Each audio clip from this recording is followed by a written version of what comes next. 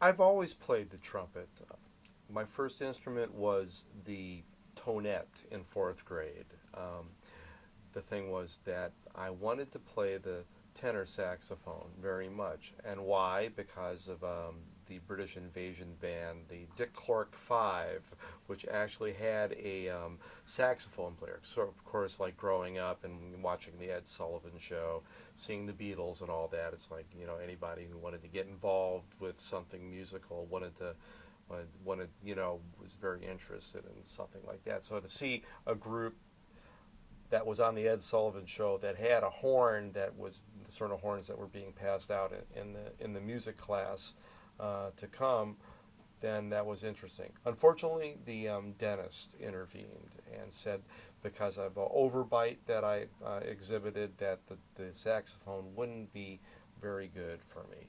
So I took up the trumpet at that point, and that was in fifth grade.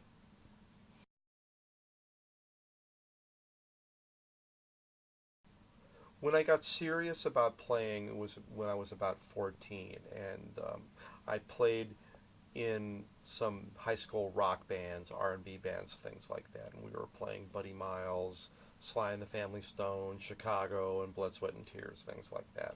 And at the same time, and I think this is an example of how certain kinds of music can be great gateways into jazz, because certainly in that age, in the early 1970s, um, you would call the horn bands or the jazz rock bands were definitely vehicles into real jazz for a lot of people like me, and was very much the case. Um, when I started hearing the real thing, and I jumped into it in the deep end pretty quickly. I think my first three records that I owned was pure jazz was Miles Davis's Live Evil, Coltrane's Sunship, and Ornette Coleman's Science Fiction. So I was very much into the way out kind of stuff, at least as represented at that time. I think it's pretty classic material now.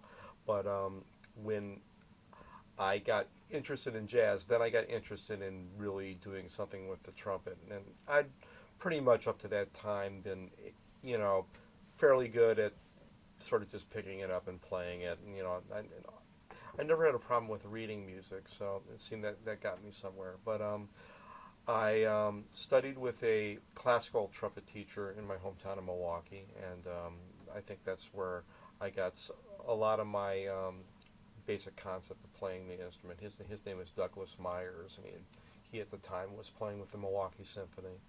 And at the same time, I was very ambitious and went out and borrow my buddy's driver's license to get in the clubs underage and sit in. And you know, I'm very much a product of I think the transitional kind of generation, because my generation perhaps was one of the first generations to really study the music in school. I have a bachelor's degree from a music conservatory in jazz performance that was gained in the late 1970s, or the turn of the 70s to the 80s, and so you could kind of say that was pretty early on.